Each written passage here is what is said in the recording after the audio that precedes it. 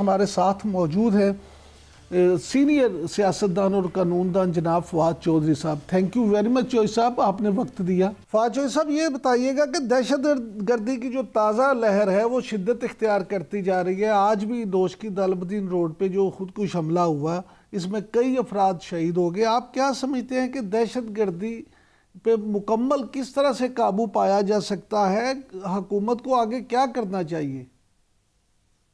देखिए ना, दहशत गर्दी हमारा पाकिस्तान इस वक्त जो जनूबी इलाके हैं, खैबर पख्तूनख्वा के भी और बलूचिस्तान के भी, ये बुनियादी तौर के ऊपर ये इलाके ज़्यादा इफेक्ट हो रहे हैं। लेकिन इसका मतलब ये नहीं है कि हमारा जो मरकजी शहर है वो इफेक्ट नहीं होंगे। अल्टीमेटली जिस तरह आपको याद है कि पहले हुआ था कि इन इलाकों के बाद ये जंग आगे बढ़ जाएगी और हमारे सारे जो शहर हैं वो इसकी जद में आएंगे। इस वक्त इसके एक तो ज़ाहिर एक संजीदा एनालिसिस की ज़रूरत है कि ये जो दहशत गर्दी है ये कहाँ से शुरू हो रही है, इनमेट कहाँ से हुई है। अगर आप खैबर पख्तूनख्वा का मामला देखें और बलूचिस्तान का देखें तो इसमें एक बड़ी वाज़े जो है वो फ़र्क है। बलूचिस्तान जो दहशत गर्दी है वो तो अल्ट्रा नेशनलिस्ट और जो फिर सेपरेटिस्ट हैं उनसे वो जुड़ी हुई है। और वहाँ पर इंडिया का और जो ममालिक हैं उनका वाज़े फुटप्रिंट है यहाँ पे दहशत गर्दी में। जो इधर की है दहशत गर्दी खैबर पख्तूनख्वा की, उसकी जो बुनियादी अब कलर है वो एक मजहबी नहीं है, सेक्टेरियन है।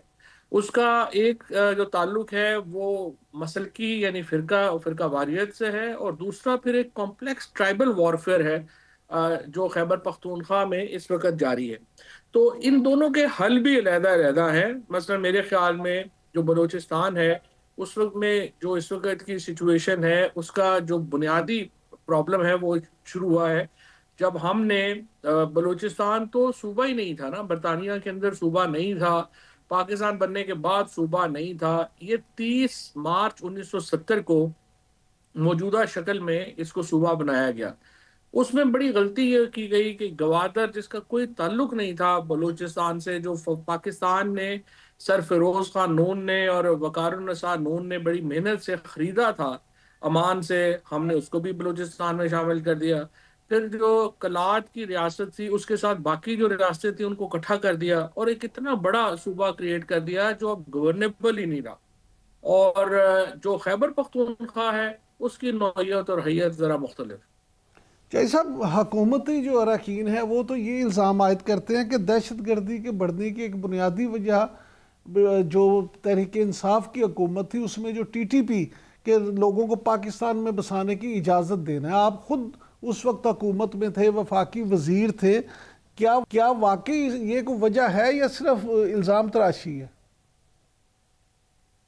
ये तो पाकिस्तान की एक बड़ी बदकिस्मती है ना कि अपने छोटे से सियासी मफाद के लिए भी हम जो मुल्की मफाद है उसको एक तरफ रख देते हैं, और ये भी उसी की ही एक मिसाल है जो आपने दी है। 3 साल जो तहरीके इंसाफ की हुकूमत थी, ये जो मामला है टीटीपी का, ये खैबर पुख्तूनख्वा के टेररिज्म से जुड़ा हुआ है। इसका कोई ताल्लुक नहीं है बलूचिस्तान से। ये जो मुद्दा है टीटीपी का, उसमें अब भी वो ही पॉलिसी दोबारा कारामद और बेहतर होगी जो इमरान खान ने शुरू की थी। और उसका मतलब जो है वो ये है कि इस इनके जो तनाज़े हैं, जो एक कॉम्प्लेक्स, जिस तरह मैंने अर्ज किया, ट्राइबल तनाज़े हैं, और अब उसके साथ ज़ाहिर एक मसल की रंग आ गया है। इसको तय करने की कोशिश की जाए। इसकी आपको, ये बिल्कुल सही है कि इसमें आपको सख्ती भी करनी पड़ेगी, इसमें चीज़ें भी करनी पड़ेंगी, लेकिन आपको बहरहाल इसमें सेटलमेंट की तरफ जाना पड़ेगा, और वही पॉलिसी जो इमरान खान की है वो ही अमन ला सकती है, उसके अलावा कोई पॉलिसी अमन नहीं ला सकती। जॉय साहब, ये फरमाइएगा कि हुकूमत ने अब कौमी सलामती कमेटी जो है पार्लिमान की, उसका इजलास बुलाने का फैसला किया है। इससे पहले एपीसी बुलाने का भी फैसला किया। तो क्या पीटीआई को इसमें शिरकत कर दी चाहिए? इमरान, बात यह है कि पाकिस्तान में इस वक्त ये ऐसे इजलास बुलाना सिर्फ नशिस्तन गुफ्तन और बर्खास्तन की एक मिसाल है। कोई इनका फ़ायदा नहीं है। अगर आप सीरियस एफर्ट चाहते हैं तो आसफ जरदारी साहब को चाहिए कि ये पोलो वगैरह पेंड कर दें, ये बाद में उसको देख लें या खेल लें। वो एक एपीसी बुलाएं जिसमें इमरान खान को बुलाएं, और मौलाना फजलुर रहमान को बुलाएं और नवाज शरीफ साहब को बुलाएं और साथ एस्टेब्लिशमेंट के जो 2-3 लोग हैं उनको बुलाएं, और ये 5-7 लोग जो हैं ये एक बड़े पॉलिसी डिसीजन लें, क्योंकि आपने जो भी वहां पे कार्रवाई करनी है उसको पॉलिटिकल ओनरशिप की जरूरत है। जनरल राहील शरीफ को ये क्रेडिट जाता है कि उन्होंने बहरहाल एपीसी एक जब एपीएस का सानिया हुआ था तो उन्होंने लोगों को जोड़ लिया था, उन्होंने सियासी क़यादत इकट्ठी कर ली थी, जो अब तक हम देख रहे हैं कि नहीं हुई। तो ये जब तक पॉलिटिकल लीडरशिप इकट्ठी नहीं होगी, आपको ये जो ओनरशिप है फैसलों की वो आ नहीं सकेगी, और इमरान खान के बगैर पाकिस्तान की सियासत में कंसेंसस डेवलप हो ही नहीं सकता। अब जिद वाली बात अगर कोई करना शुरू कर दे तो मैं उसके ऊपर तो हम कुछ नहीं कह सकते। लेकिन जय साहब, यहाँ एक सवाल ये भी पैदा होता है कि अगर हुकूमत ये फैसला कर भी ले, सदर जरदारी साहब ये सोच भी लें, तो क्या आप समझते हैं कि इमरान खान फिर आके सदर के साथ, नवाज शरीफ के साथ और मौलाना के साथ बैठ जाएंगे? इमरान खान आ जाएंगे, मुझे पूरा यकीन है वो आ जाएंगे, और इस वक्त उनका आना भी ज़रूरी है। शाह महमूद कुरैशी को और इमरान खान को बुलाना चाहिए, और वो जब आएंगे तो उससे एक सियासी टेम्परेचर भी नीचे आएगा, चीज़ें भी बेहतर होंगी।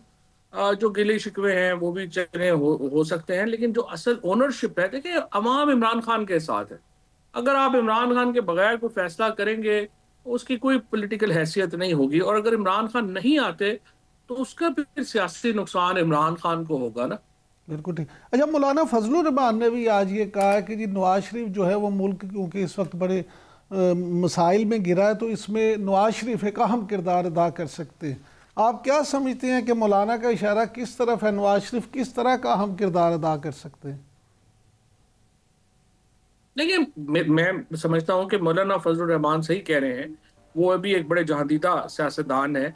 नवाज शरीफ साहब तो देखिए पाकिस्तान में उस वक्त से अहम पोजीशंस के ऊपर हैं जब आप हम लोग तो कहीं स्कूलों में थे, तो अब इतने वो सीनियर आदमी हैं, अगर इस वक्त वो लाहौर केनाल अथॉरिटी के चेयरमैन बन के खुश हैं तो फिर तो देखिए क्या हो सकता है। उनको रोल चाहिए, उनको बड़ा दिल करना चाहिए, और जहाँ पे मरियम नवाज की सियासत तभी होगी अगर पाकिस्तान मुस्तहकम हो सकेगा, और यहाँ पे जिस तरफ हम जा रहे हैं उस तरफ जाने से उसका रुख मोड़ना ज़रूरी है।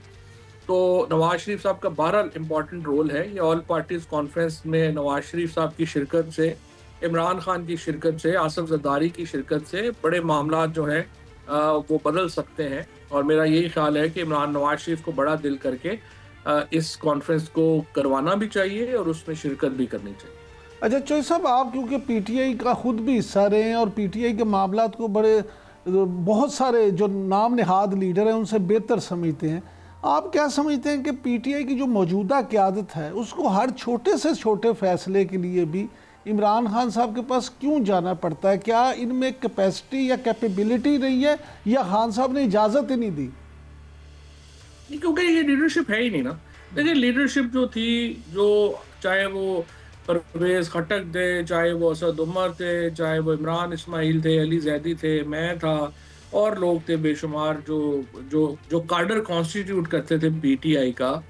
अब उसके बाद पीटीआई में कोई लीडरशिप नहीं है। इस लाइक इमरान खान और नीचे लोग हैं, दरमियान में कोई कार्डर नहीं है। ये जो लोग हैं ये तो आप समझिए कि फिल इन द ब्लैंक्स के लिए लाए गए हैं। सो इनकी अपनी कोई हैसियत नहीं है, ना इनकी अपनी कोई सोच है, ना इनका अपना कोई पॉलिटिक्स का आइडिया है। ये तो एक धक्के से एक हादसे के नतीजे में आ गए हैं, हादसाती लीडरशिप है। लिहाजा जाहिर है कि इनके पास ना कोई इख्तियार है, ना इनको कोई पता है। इसीलिए मैं अर्ज कर रहा हूँ कि ये जो आप असम्बली में बुलाना चाहते हैं पीटीआई वगैरह, वो कुछ भी नहीं कंट्रीब्यूट कर सकेंगे। आपको इमरान खान की जो है वो इनपुट चाहिए, और उसके बगैर कोई पॉलिसी की अहमियत नहीं। लेकिन सर यहाँ सवाल ये भी पैदा होता है कि ये जो हादसाती लीडरशिप है, आप नहीं समझते कि इनको बेहतर परफॉर्मेंस के लिए आप जैसे लोगों से, या जो पीटीआई में सियासी लोग मौजूद हैं उनसे कोई मशवरा ही कर लेना चाहिए? ये हर सतह पे इख्तिलाफ। हमें तो छोड़, हाँ जी, हमें तो आप चलें छोड़ देना। मुझे आप बताएं, शाह महमूद कुरैशी से कितना दफ़ा ये लीडरशिप जाके मिली है और मशवरा किया है? इजाज चौधरी साहब से कितनी बार मिली है? महमूद रशीद साहब से कितनी बार मिली है? यास्मीन राशिद से, उमर चीमा से, इन लोगों से इनका कितना राब्ता है? और आपके सामने ये लीडरशिप जो जेल में है ये तो ऑन रिकॉर्ड है ना, वो कह रहे हैं कि इन्होंने कभी उन्हें पूछा ही नहीं, पता ही नहीं किया। सो ये जो लीडरशिप है ये तो सिर्फ इस नुक्ते के ऊपर है कि हम बस रोज जो है वो टीवी पे आ जाते हैं, और उसके अलावा इनकी अपनी ज़ाहिर है मौज लगी हुई है पीटीआई की वजह से। तो इनका तो सिर्फ इतना गेम है, जितने दिन मौज लगी हुई है, जिस दिन इमरान खान बाहर आ गए, ये लीडरशिप बाहर आ गई, तो ये सारे वैसे ही जो है आप देखेंगे कि वो बैठ जाएंगे।